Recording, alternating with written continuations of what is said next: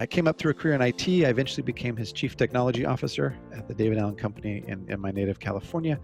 Um, and in 2011, moved to the UK with my English wife, and I've been teaching the methodology since then, mostly virtually, actually, through virtual seminars and one-to-one coaching with people all over the world.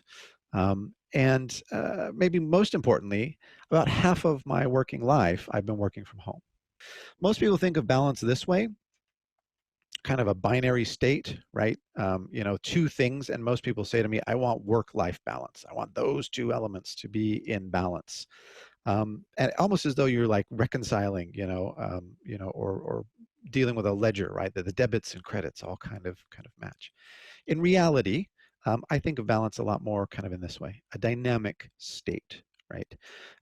People sometimes say, I feel like I'm spinning a lot of plates lately. Have you ever actually seen that? I've actually seen that performance in a circus.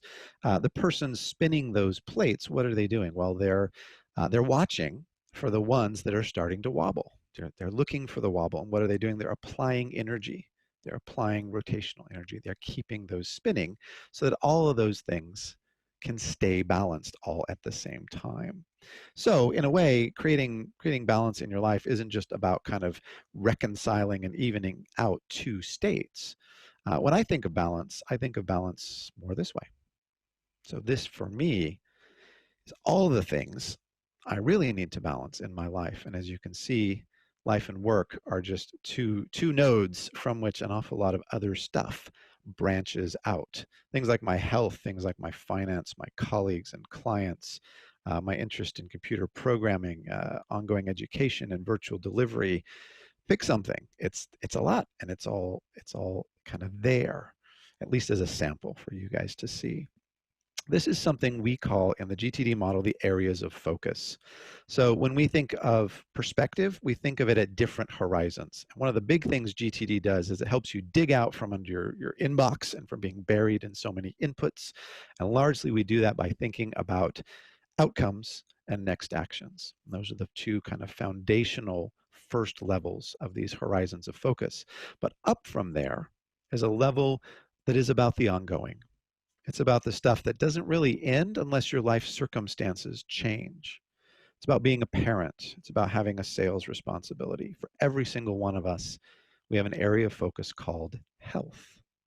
So what do you do with this? Well, with all the horizons, basically when you want to gain more perspective, what you need to do is acknowledge what's there, right? These horizons exist. I guarantee you, for you, you have a similar map already. You just haven't written it out. So the first thing you do is just that. You write it out. You get it externalized. You get an understanding of what are all the pieces in my life that I'm actually trying to balance. Then when you understand the GTD methodology and how to create outcomes and actions that you can review and reliably use as menus to orientate yourself, you can adjust the amount of energy you apply to these different areas dynamically over time. Using something called the weekly review, you can go in and review this regularly. And once you really get this, once you really get GTD, and once you really can take these areas of focus, and once you decide an area of focus is off, create not a problem, but a project for yourself, an outcome for yourself, and begin to see yourself move toward reconciling that, toward making that good again. You can truly achieve a level of balance that is very, very different than this kind of, oh, well, work and life are the two sort of main areas, if you like.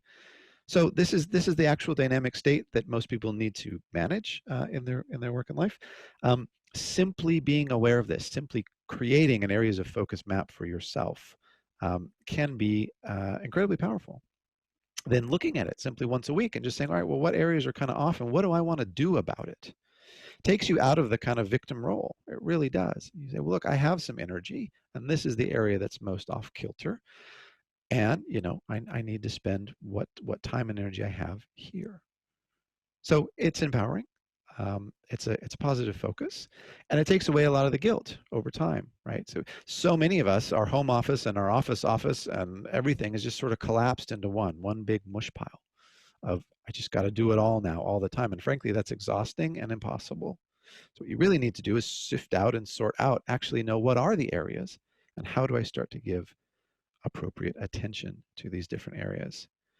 Why would you really want to do this? Why would you really want to create a spiral diagram, of all these different areas and brainstorm all this stuff? It's so that when your superheroes show up, you can give them appropriate attention, right? When the stuff that really matters is there, you know that you're not neglecting that stuff, right? That's the real reason. That's the real reason to do GTD in general, right? Is what's inspiring and meaningful to you, make sure you're giving appropriate attention to those things that have your attention.